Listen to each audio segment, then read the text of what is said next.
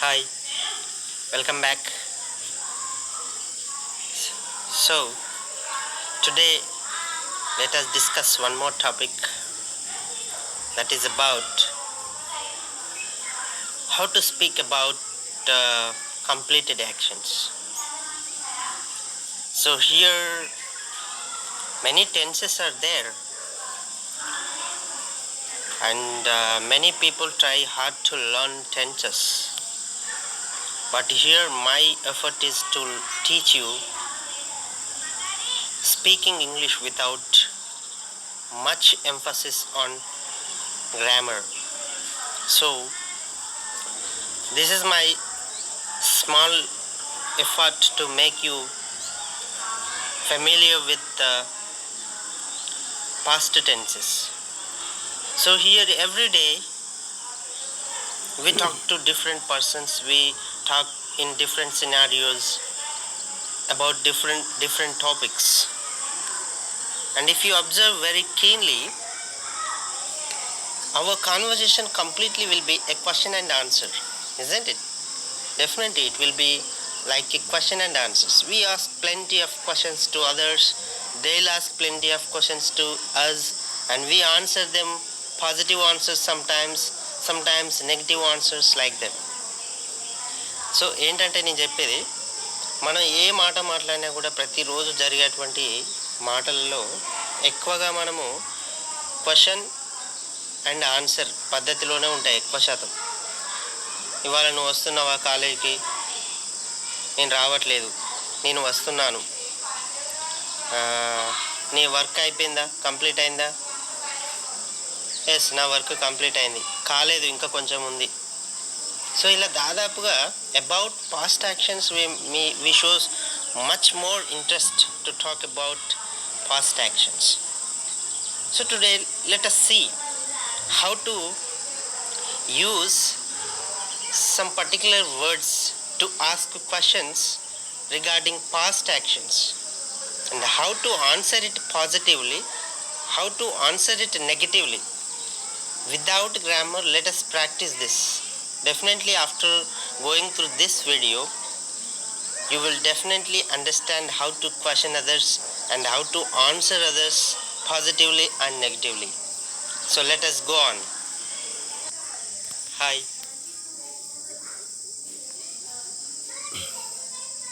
So here let us see some examples. She came here yesterday. So here you see we talked about a past action that she came here yesterday. We are talking about the action which took place yesterday. So here came is the verb, V2 form. So did you find any helping verb between subject and verb? Here subject is the first one, she. Is there any helping verb? There is no helping verb. What does it mean, the sentence? She came here yesterday. ఆమె ఇక్కడికి నిన్న వచ్చింది అంటే completed action అనేది ఇక్కడ ఏమైంది, complete అయిపోయింది అన్నట్టు. మనం పాస్ట్ యాక్షన్, కంప్లీటెడ్ యాక్షన్ గురించి తెలుసుకుంటున్నాం ఈరోజు. ఎక్కువ అవే ఉంటాయి మన డైలీ లైఫ్లో కాబట్టి ఒకసారి దీన్ని క్షుణ్ణంగా అర్థం చేసుకోవడానికి ప్రయత్నిద్దాం. సో ప్రతి సెంటెన్స్ కూడా మనం ఒక క్వశ్చన్ తయారు చేయాలంటే కంపల్సరీ దానిలో హెల్పింగ్ వర్బ్ కావాలి మనకు. But here in the 12 tenses there are 2 tenses without helping verb. Do you know what are those? Simple present tense and simple past tense. They don't have helping verb in English. They will be directly like this, subject and verb. She subject, came verb. So how to make a question? So here we have to take a dummy helping verb here. What is that dummy helping verb? See once. So here did is the dummy helping verb here. Did she come here yesterday? So it became a question. How did it become a question? Let us look at that. ఇప్పుడు చూడండి, ఇది question అయిపోయింది.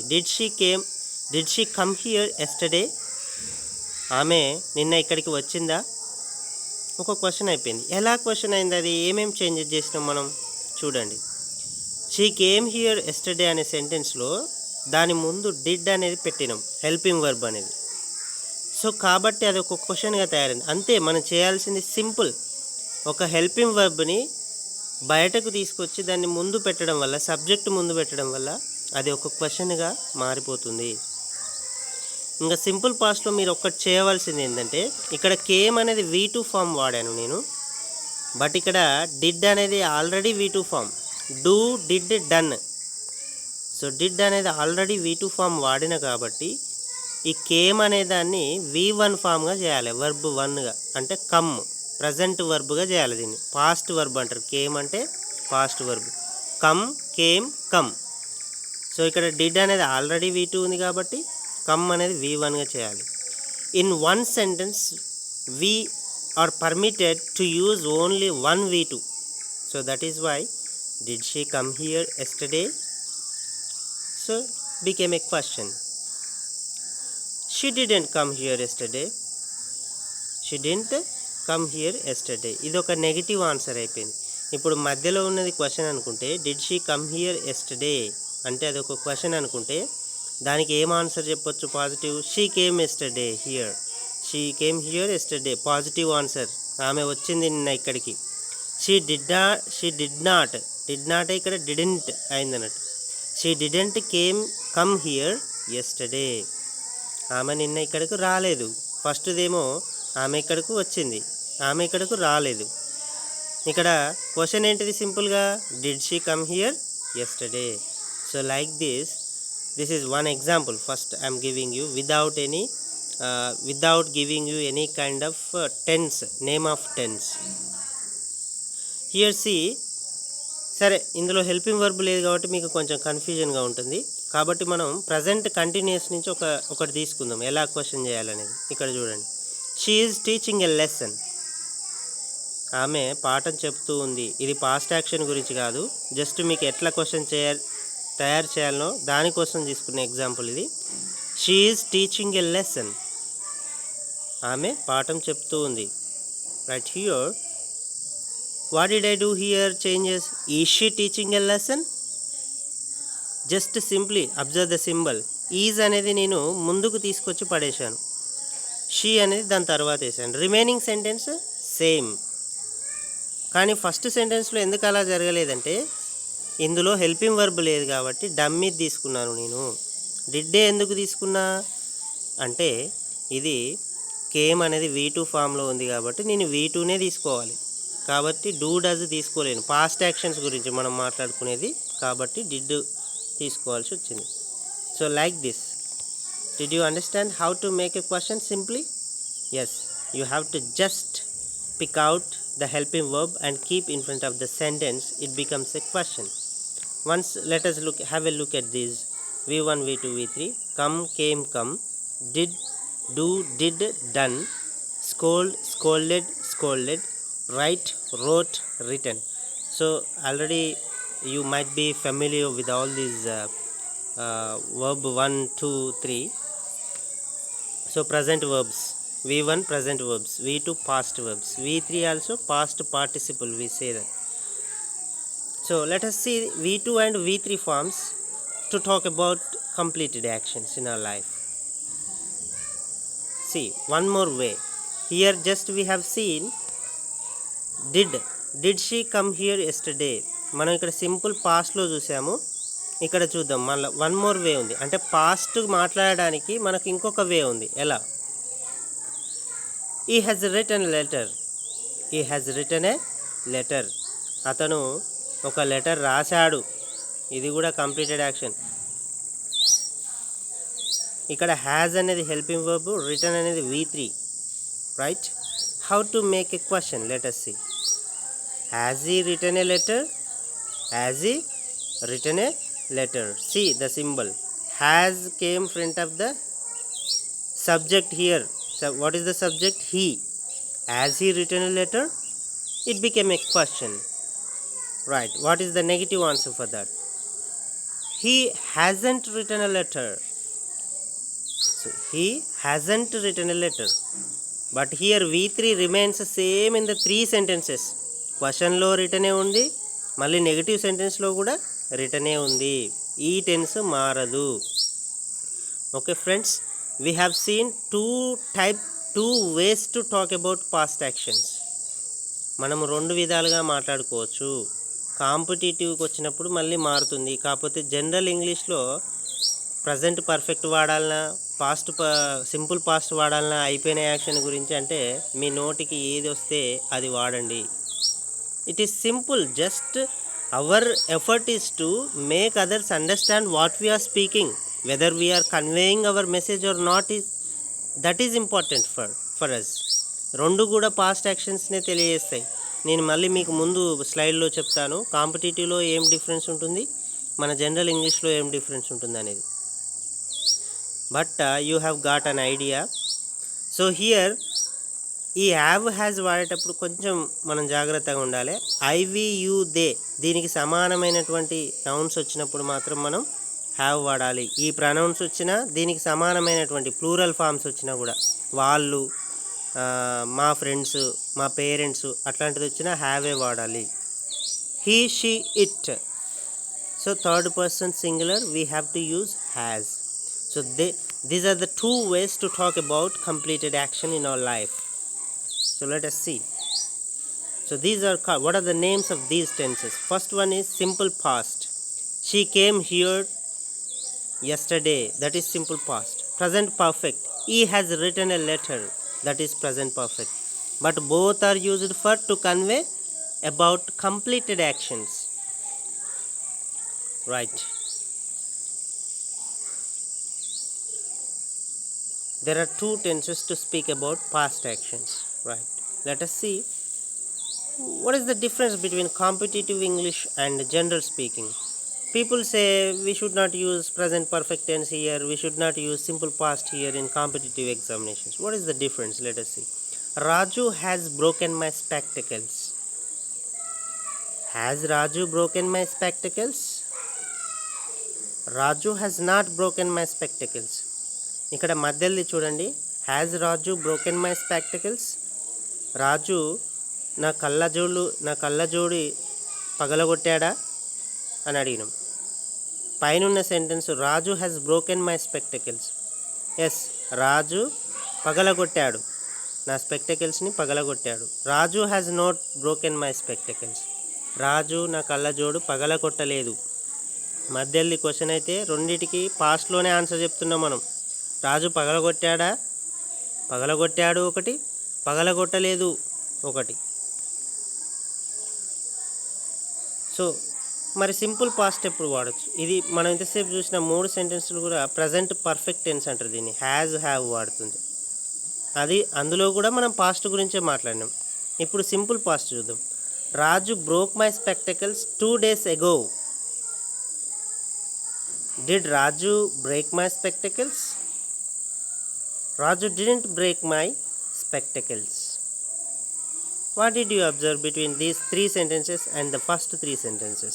What changes are there? Yes, 2 days ago, the red one. ఇలా time mention చేసినప్పుడు simple past వాడాలి. Without time we have to use present perfect tense. 2 కూడా past యాక్షనే తెలియజేస్తాయి. ప్రజెంట్ పర్ఫెక్ట్ రీసెంట్లీ జరిగినటువంటి యాక్షన్స్ తెలియజేస్తుంది. సింపుల్ పాస్ట్ వచ్చేసి మనకి గతంలో జరిగినటువంటి పనులు, నిన్న, మొన్న, లాస్ట్ ఇయర్, లాస్ట్ మంత్, అట్లాంటి 2 days ago, 3 days ago అట్లాంటివి వచ్చినప్పుడు కాంపిటేటివ్ ఎగ్జామ్లో ఇలా టైం మెన్షన్ చేసినప్పుడు compulsory you have to use simple past tense. Did Raju break my spectacles. ఆ సందర్భంలో ఏ ఆన్సర్ కరెక్ట్ అనిపిస్తే ఆ సింపుల్ పాస్ట్లో ఆ ఆన్సర్ పెట్టాలి. కానీ జనరల్ స్పీకింగ్లో మీకు అలాంటి బాధలు అవసరం లేదు. You can speak in present perfect tense or you can speak in past perfect when you don't mention time. you are not willing to mention time, you can use both sentences. These 6 sentences, whatever you can use. Raju నా అద్దాలు బలగొట్టాడా అని అడగాలి question. Has Raju broken my spectacles? You can ask like this. Or else did Raju break my spectacles? In this way both are right, no problem. Answer ఎలా చెప్పాలి? Raju has broken my spectacles. Yes, Raju పలగొట్టాడు నా అద్దాలు. Raju didn't break my spectacles. Raju నా spectacles పగలగొట్టలేదు. ఇలా ఏ answer అయినా మనం నేర్చుకోవచ్చు. Framing W H questions. మనకిప్పుడు క్వశ్చన్ ఎలా తయారు చేయాలో తెలిసింది. హెల్పింగ్ వర్బ్ని తీసుకొచ్చి సబ్జెక్ట్ ముందు పెడితే క్వశ్చన్ అయిపోతుంది అనేది అర్థమైపోయింది. డబుల్-హెచ్ క్వశ్చన్ చేయడం ఎలా? Right, see. Did Raju break my spectacles? ఇది తీసుకుందాం ఫస్ట్ క్వశ్చన్. ఇది మనకు వచ్చింది ఆల్రెడీ. డిడ్ తీసుకొచ్చి ముందు పెట్టడం వల్ల క్వశ్చన్ అయిపోయింది. Did Raju break my spectacles? When did Raju break my spectacles? Simply what did I add here? Just when. When అనే ఇంటరాగేటివ్ ప్రొనౌన్ ఇక్కడ యాడ్ చేసిన అంతే. వెన్ అనేది. When did Raju break my spectacles? ఎప్పుడు రాజు నా కళ్ళజోడు పగలగొట్టాడు? జస్ట్ సింపుల్గా నేను వెన్ అనేది డిడ్ ముందు పెట్టేశాను అంతే. Just observe the changes. Right. How did Raju break my spectacles? ఎలా పగలగొట్టాడు? సింపుల్గా హౌ అనేది దాని ముందు పెట్టేశాను. Why did Raju break my spectacles? Raju ఎందుకు పగలగొట్టాడు? Has you written a letter? ఇది ప్రజెంట్ పర్ఫెక్ట్లో. సేమ్ మళ్ళీ పాస్ట్ గురించే కాబట్టి మనకు ప్రాబ్లం ఏం లేదు. Has you written a letter? When has you written a letter? Just when. How has you written a letter? With a pen. ఎలా రాశాడు అనే లెటర్? పెన్నుతో రాశాడు. With a pen. When has you written a letter? ఆయన ఎప్పుడు letter రాశారు? Recently. Just he has written letter recently. అలా మనం డబుల్-హెచ్ వర్డ్ దాని ముందు యాడ్ చేసుకుంటూ వెళ్తే సరిపోతుంది. క్వశ్చన్ అవుతుంది అది. Why has he written a letter? ఎందుకు రాశాడు లెటరు? లీవ్ కోసం రాశాడు. సో ఇట్లా డబుల్-హెచ్ వర్డ్స్ జస్ట్ మనం keep in front of a helping verb. Here you can see some. ఇది తెలుగులో అర్థం చేసుకునే వాళ్ళ కోసం. హూ అంటే ఎవరు, విచ్ అంటే ఏ, వేర్ అంటే ఎక్కడ, వెన్ అంటే ఎప్పుడు, హౌ అంటే ఎలా, వై ఎందుకు, హూమ్ అంటే ఎవరికి ఎవరిని, హూజ్ అంటే ఎవరి. So like this. So now how to use in conversation this past questions. Let us see. ఒకరిని అడగాలనుకుంటున్నాను. Did you complete your project? నీ ప్రాజెక్ట్ కంప్లీట్ చేసావా? No I didn't complete. లేదు, నేను కంప్లీట్ చేయలేదు. Yes I completed my project. See, ఇక్కడ observe చేయండి. I didn't complete. ఇక్కడ did you complete your project work? Did తర్వాత యూ ఉంది. సబ్జెక్ట్ ముందే హెల్పింగ్ వర్బ్ వచ్చింది కాబట్టి క్వశ్చన్ అయిపోయింది అంతే. సో ఇక్కడ నో ఐ డిడెంట్ కంప్లీట్. ఇక్కడ సేమ్ అదే క్వశ్చన్ తీసుకొచ్చి డిడ్ని మళ్ళీ ఐ తర్వాత పడేసి నాట్ పెట్టాం పక్కన. సో నెగిటివ్ సెంటెన్స్ అయింది. No I didn't complete. నేను కంప్లీట్ చేయలేదు. Yes I completed my project. I completed. Positive answer చెప్పినప్పుడు ఇందులో హెల్పింగ్ వర్బ్ రాదు, డిడ్ రాదు. ఇక direct I completed, V2 form. I completed my project. Right. ఇంకో వేళ ఎట్లా అడగాలి పాస్ట్లో? Have you subscribed my channel? No I haven't subscribed your channel. Yes I have subscribed your channel. When did you subscribe? When తోటి ఇక్కడ. I subscribed last week. So observe చేశారా, ఇక్కడ when తోటి ఒక క్వశ్చన్ అడిగాను కానీ స్ట్రక్చర్ మారలేదు. చూడండి, వెన్ డిడ్ యూ అదే స్ట్రక్చర్. పైన చూడండి డిడ్ యూ. సో ఇలా ఈ రెండిట్లో ఏది అడిగినా పర్వాలేదండి. ఫర్ ఎగ్జాంపుల్, నిన్న పాలు తాగావా, నిన్న పాలు తాగావా అనే క్వశ్చన్ అడగాలి. ఇప్పుడు చెప్పండి ఎలా అడుగుతారు? Did you drink milk yesterday? Did you drink milk yesterday? Yes. దాన్ని ప్రజెంట్ పర్ఫెక్ట్లో అడగండి. Have you drink milk yesterday? Have you drunk milk yesterday? Drink, drank, drunk. Right. Drink, drank, drunk. V3 వాడాలి present వాడాలనుకుంటే. మీరు present perfect వాడాలనుకుంటే have you drunk milk? Yes I have drunk milk. అట్లా. నిన్న కాలేజీకి వెళ్ళావా? Did you go to college yesterday? Yes I went to college yesterday. ఇది positive answer. No I didn't go to college yesterday. ఇట్లా. Friends, అర్థమైంది అనుకుంటా మీకు. Thank you. Happy learning.